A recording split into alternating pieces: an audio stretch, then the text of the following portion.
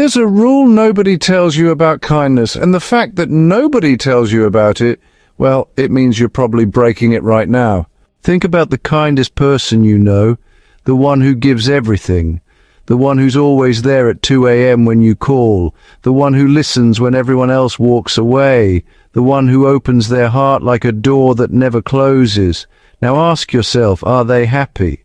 Because here's what we've been sold our entire lives. A lie wrapped in beautiful packaging.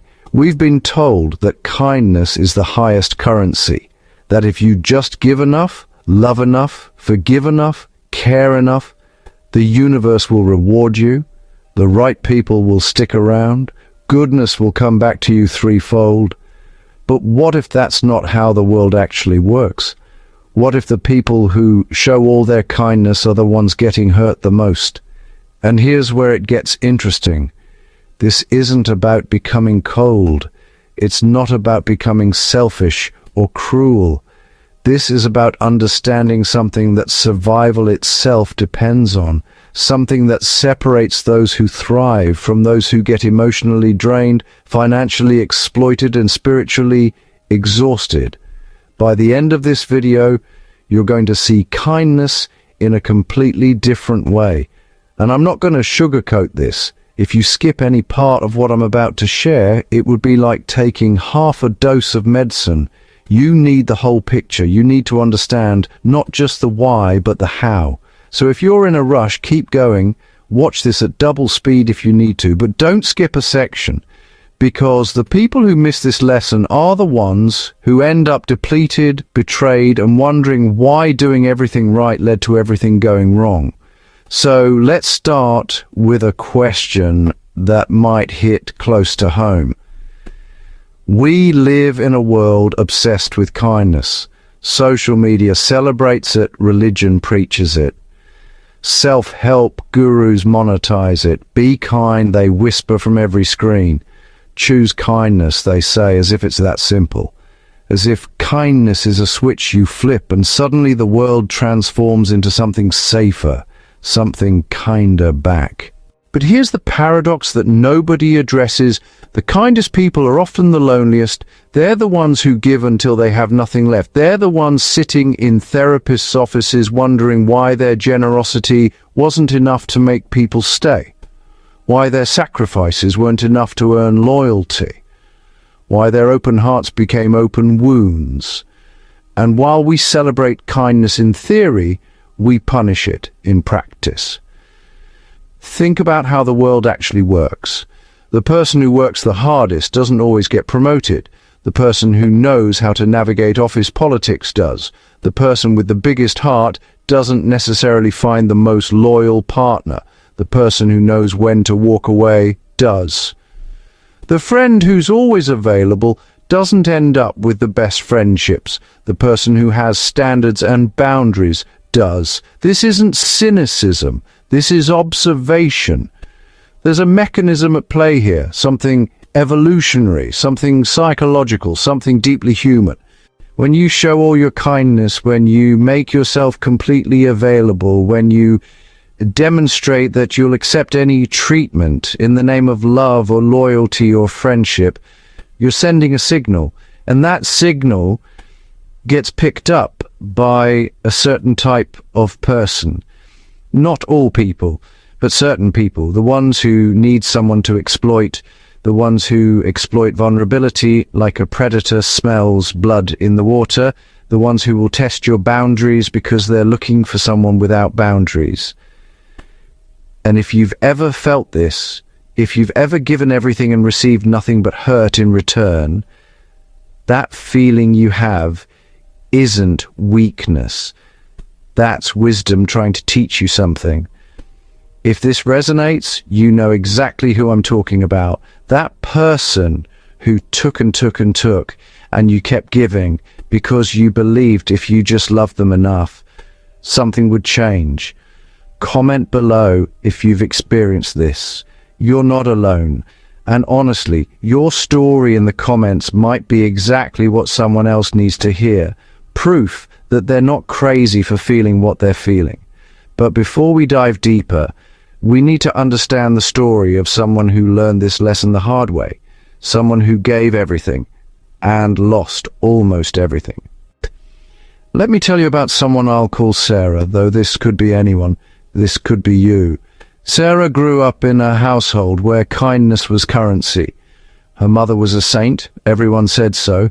She volunteered constantly, always put others first, never said no. And young Sarah learned that this was how you measured your worth, through your utility to others, through your capacity to absorb other people's problems and make them smaller. By the time Sarah was 25, she had cultivated a reputation. She was the reliable one, the one who'd listen to your problems for 4 hours without checking her phone, the one who'd lend money she didn't have, the one who'd rearrange her entire schedule to be there when you needed her, the one who forgave easily, loved unconditionally, and asked for very little in return. On the surface, it looked beautiful. But here's what was actually happening. Sarah was being selected, not by good people who recognized her kindness and wanted to reciprocate it, but by people who had a radar for exactly what she was, a person without boundaries, someone who would accept disrespect, someone who could be taken advantage of without consequence, someone who would justify mistreatment because she'd learned that's what unconditional love meant. Her closest friend from college started borrowing money, small amounts at first, then larger ones. Years went by. The debt grew. Sarah kept giving. When she finally asked about repayment, her friend said, "I thought you loved me. Real friends don't keep score." Sarah apologized for asking. The debt was never paid. She had a romantic partner who told her that real love meant accepting his infidelity, that she was being selfish and controlling if she expected monogamy. She believed him. For 2 years, she rewrote her own needs to accommodate his. She told herself she was being enlightened, evolved, unburdened by traditional expectations. When she finally left, he told everyone she was the crazy one. Her family, the same family that taught her kindness was a virtue, started calling her with problems, financial problems mostly, and Sarah, still operating under the old code, kept helping, loaning money she was saving for her own life, taking on emotional burdens that weren't hers to carry, becoming the family bank and family therapist simultaneously. By the time Sarah was 32, she was exhausted. Not the kind of tired you can fix with sleep, the kind of exhaustion that comes from years of giving to people who saw her kindness as a resource to exploit, not a gift to honor. She had a panic attack in her office bathroom. She broke down crying because she realized something horrifying. She had given so much of herself away that she barely knew who she was anymore. And here's the worst part. She realized that the people she'd sacrificed the most for weren't even thinking about her. While she was losing sleep over their problems, they were moving on with their lives, barely remembering her kindness. And the few who did remember it, they were already searching for the next person to give them what they wanted. Sarah's story is unique because it's completely universal. It's your friend who's been used by the same toxic person for 5 years. It's your co-worker who does the work of 3 people and gets recognized by none of them. It's that family member who keeps forgiving and keeps getting hurt. It's the person in your life, or maybe it's you, who's learned to measure their worth in how much they can endure. And here's the crucial part. Sarah's kindness wasn't the problem. Her problem was that she showed all of it. She showed all her availability. She showed all her forgiveness. She showed all her sacrifice. She showed all her capacity to absorb pain. She showed all her willingness to reshape her own life around other people's needs. And when you show all of those things, you're not attracting the people worth being kind to. You're sending out a beacon to the people who need exactly what you're offering, a doormat. This is where psychology and survival intersect. Here's what neuroscience tells us about human nature. We don't value what costs us nothing. There's a principle called the effort justification effect. When we have to work for something, when we have to sacrifice for something, we automatically value it more. Not because it's actually more valuable, but because our brains need to justify the effort we expended. We essentially convince ourselves that whatever we worked for must be worth it, or else we'd feel like fools. But here's the flip side, and this is crucial. When something is freely given, when no effort is required, when there's no cost, we actually devalue it. Think about it. The person who's always available, you text them at midnight without hesitation.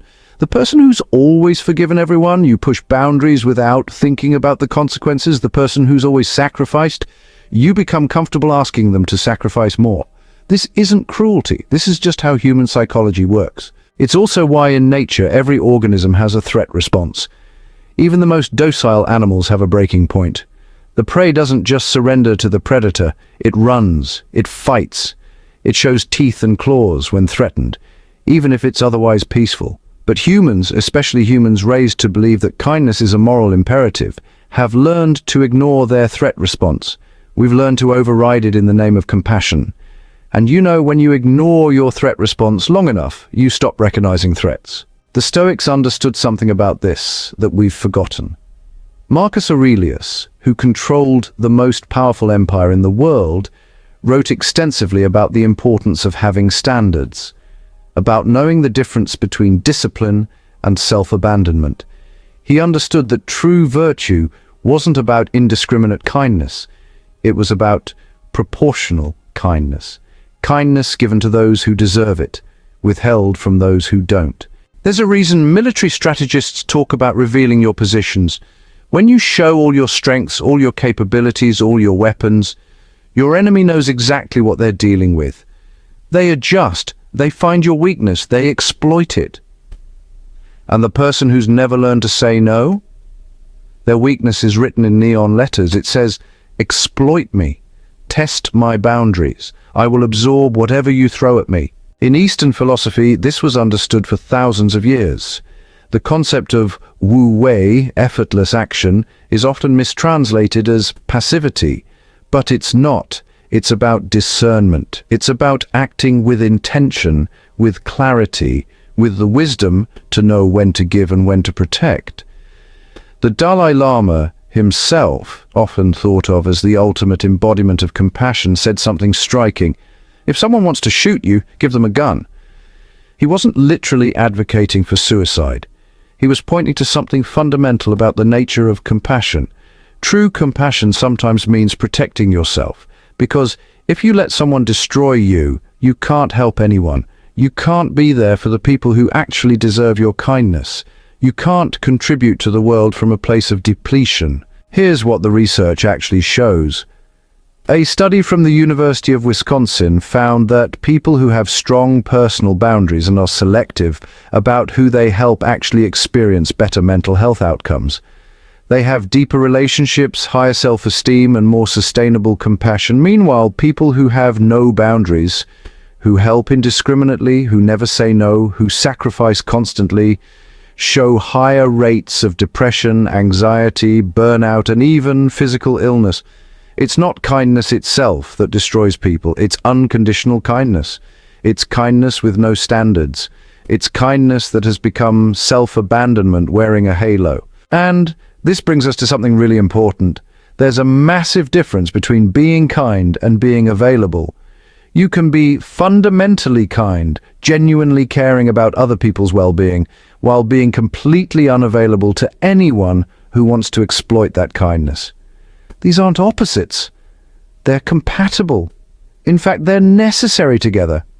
The strongest people, the ones who actually change the world, who actually help the most people, who actually build lasting relationships, are the ones who've figured this out. They're kind, but they're also selective. They love, but they also have standards. They forgive, but they don't pretend consequences don't exist. Think of it like water. Water is soft, water is kind. Water flows around obstacles, but water also has rules. It doesn't flow uphill. It doesn't stay where it's being contaminated. It moves in a direction that makes sense. And when water is dammed up, forced to stay in one place, unable to flow according to its nature, it stagnates. it becomes toxic. It becomes something that was once life-giving and turns into something that breeds disease. You are like that. Your kindness is like that. When it's free-flowing, when it follows your own values and boundaries, when it moves in a direction that has meaning, it's life-giving, it's powerful, it transforms things. But when you dam it up in the service of people who don't deserve it, when you force it to stay in one place, when you ignore its natural direction, it stagnates. And eventually it poisons both you and the people around you. Let me show you the difference between what we're told versus what actually happens. We're told, be kind to everyone and everyone will be kind to you. What actually happens, the kindest person becomes the emotional dumping ground for everyone's problems. We're told, never judge people, unconditionally accept everyone. What actually happens, you accept people who don't deserve acceptance, and your standards evaporate. You become available to anyone with a problem and a manipulative story. We're told, love is sacrifice. What actually happens, you sacrifice so much that you lose yourself, and you end up resenting the people you sacrificed for, because somewhere deep down, you're angry that they let you. We're told, forgive everything always. What actually happens, people know they can hurt you without consequences, so they keep hurting you. Forgiveness becomes enablement. We're told, being there for people is the highest virtue. What actually happens, you cancel your own life plans constantly. You become the person everyone calls when they need something, but nobody calls when you need something.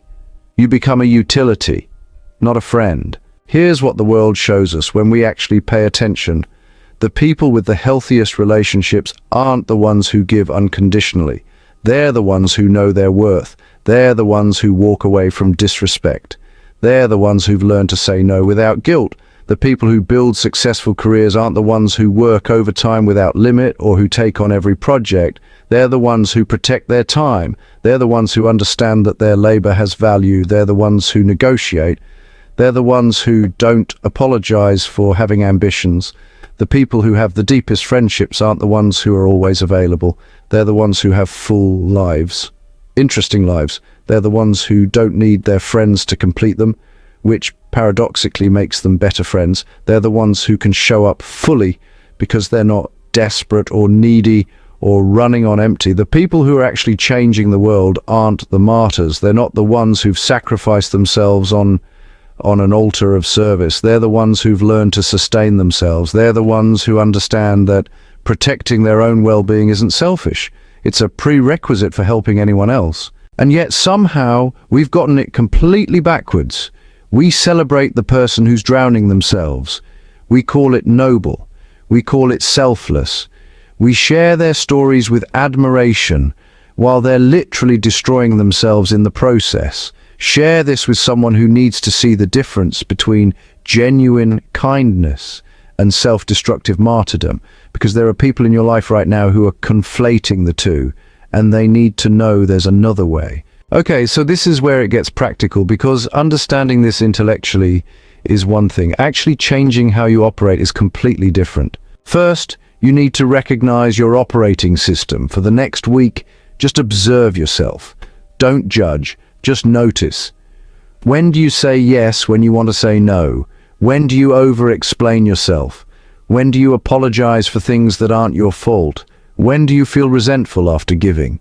When do you hide your boundaries? Because the people who are struggling with this, and if you've made it this far in the video, you probably are, usually don't even realize they're doing it. It's automated. It's so ingrained that it feels normal. Start paying attention. Awareness is the first step. All right, second, you need to redefine kindness in your mind. You see, kindness isn't self-abandonment. It's not about accepting mistreatment, nor is it about being endlessly available. Real kindness, my friends, includes discernment. It includes boundaries. Sometimes, real kindness means saying no. Try telling yourself this. I can be kind and still say no. I can be loving and still walk away. I can be compassionate and still protect myself. You might want to write it down if you need to. Just keep repeating it until it becomes true in your nervous system. Now third, practice the art of selective generosity. Remember, your kindness is finite. Your time is finite. Your emotional energy is finite. And that's not sad. That's just reality. So be intentional about where you're investing these limited resources.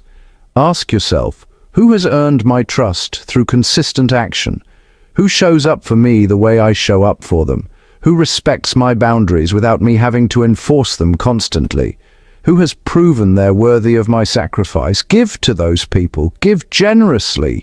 Give without keeping score, but protect that circle fiercely. And for everyone else, well, you can still be kind, you can still be decent, you can still be respectful, but you don't have to give them access to your deepest self. You don't have to make them a priority. You can be polite without being intimate. You can be helpful without being available. Fourth, learn the power of the strategic no.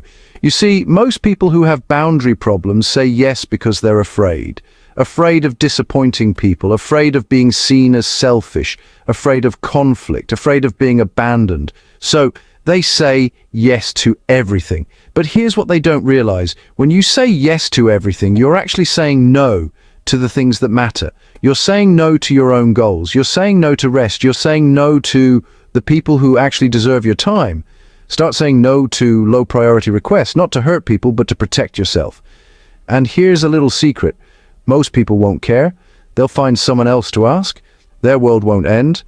And the few people who do guilt trip you or get upset, well, that's information, that's data. That tells you that they were using your availability, not valuing your time. Fifth, create a circle of trust. You've probably heard of it before, but most people don't actually implement it. So let me be specific. Write down who you let close to you.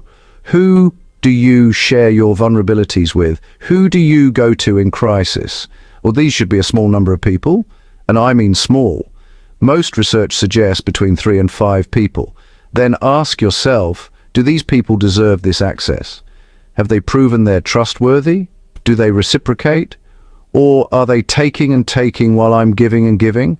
If you find yourself in relationships that are one-directional, you're always the giver, they're always the taker, that's a relationship that needs to change. You might need to keep them as a casual friend. You might need to create distance. You might need to end it entirely.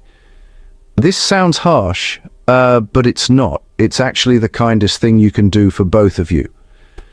Because you're staying resentful and depleted, and they're becoming increasingly dependent on a dynamic that isn't healthy for either of you. Sixth, practice the pause. When someone asks you for something, when someone triggers you to give more than you planned, when someone's emotional intensity makes you want to override your own needs, pause. Take a breath. Take a night.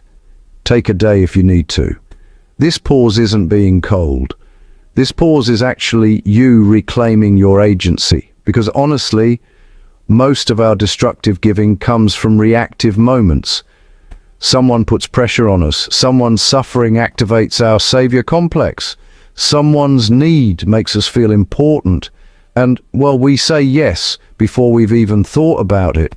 The pause lets you make a conscious choice instead of an automatic one. And seventh, and this is really important, grieve what you're losing. When you start implementing boundaries, when you start saying no, when you start withdrawing from dynamics where you were being drained, you're going to feel something.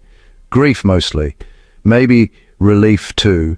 But definitely grief. You're grieving the fantasy that these people will change. You're grieving the fantasy that if you just love them hard enough, it will be enough. You're grieving the identity you've built as the strong one, the reliable one, the one who sacrifices. Let yourself feel that. Don't just push through it and try to be strong. Because if you don't feel the grief, you'll just go back to the old patterns, thinking there was something wrong with you for setting boundaries. There's nothing wrong with you. There's something right with you for finally recognizing that you deserve better. Here's what I want you to understand in the deepest part of yourself. You are not kind because you're weak. You're kind because something in you is fundamentally oriented toward goodness. That's a gift. Don't lose it. But your kindness doesn't belong to everyone. Your softness doesn't belong to everyone. Your forgiveness doesn't belong to everyone. Your time doesn't belong to everyone. Your love doesn't belong to everyone. Save it for the people who've earned it. Save it for the people who will honor it. Save it for the people who see you and appreciate the magnitude of what you're giving them, not as an entitlement, but as a privilege. And save some of it for yourself. Because here's the truth that takes most people until they're broken to understand: the most important act of kindness you can perform is toward yourself. Taking care of yourself isn't selfish. Protecting your energy isn't mean. Having standards isn't cruel. These are prerequisites for being the person you actually want to be. Sarah, the woman from earlier, no, she eventually figured this out. It took hitting absolute rock bottom. It took therapy. It took losing relationships with people she loved because they didn't respect her boundaries. It took becoming lonely for a while. But then something shifted. When she stopped being available to everyone, the right people started showing up. The people who saw her not as a resource to exploit, but as a person to cherish. She built friendships that weren't one-directional. She built relationships where she could be vulnerable without fear. She created a career where her talents were valued. She found a romantic partner who met her halfway. And here's what's fascinating. Her kindness didn't disappear. She's actually more kind now than she was when she was sacrificing everything, because her kindness comes from a place of fullness instead of depletion, from choice instead of fear, from genuine compassion instead of compulsion. That's available to you too. Not because you're special, not because you're different, but because you're finally willing to see what's been right in front of you the entire time. The world doesn't reward self-abandonment. It respects boundaries. It respects standards. It respects the people who know their worth. So here's what I need you to do. In the comments below, tell me, what boundary have you been afraid to set? What person do you need to have a difficult conversation with? What part of yourself have you been sacrificing? Your comment might be the thing that gives someone else permission to protect themselves too. Your honesty could change someone's life today. And that's not being selfish, that's being real. That's the kind of vulnerability that actually helps people. Because we're all struggling with this. We're all trying to figure out how to be good people in a world that takes advantage of good people. We're all learning that kindness requires wisdom, and we're all stronger together. So please share this video with someone who needs to hear it. That person who's always there for everyone else, but never lets anyone be there for them. That friend who keeps sacrificing themselves in toxic relationships.